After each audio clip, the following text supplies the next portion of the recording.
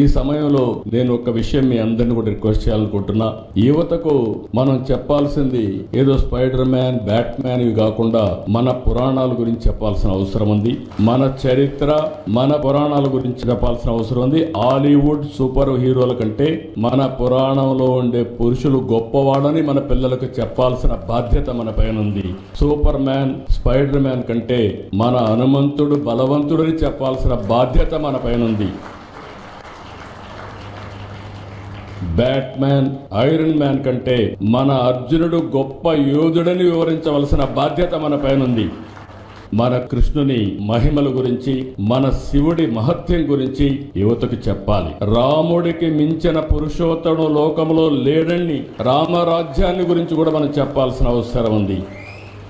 Avatar cinema కంటే మన మహాభారత రామాయణ గాథలు గొప్పవని మన పిల్లలకు మనం చెప్పాల్సిన బాధ్యత ఉంది. ఇవే కాకుండా బకాసురుడు, కంసమామ లాంటి రాక్షసుల గురించి కూడా మన పిల్లలకి చెప్పాల్సిన బాధ్యత మన పైన ఉంది. ఎవరు మంచివాళ్ళో ఎవరు చెడో ఎప్పటికప్పుడు చెప్పగలిగితే మంచికి చెడుకి వ్యత్యాసం ఉంటుందని చెప్పి కూడా నేను మీకు విజ్ఞప్తి చేస్తున్నా.